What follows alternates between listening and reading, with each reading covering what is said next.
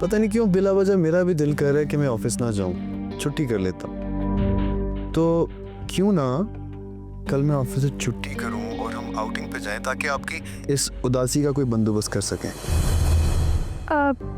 आपका नुकसान नहीं हो जाएगा? मेरा मतलब है कि एक और छुट्टी। आपसे मुलाकात ना करने से बढ़ के कोई नुकसान है नहीं सहर। तो ठीक है, फिर कल मिलते हैं। आप तैयार रहिएगा, मैं आपको पिक करने आऊंगा। सी यू।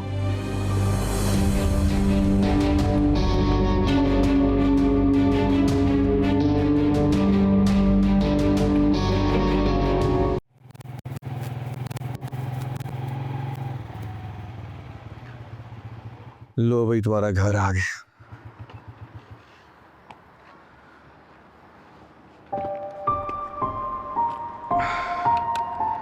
भाई, आप अंदर नहीं आएंगे?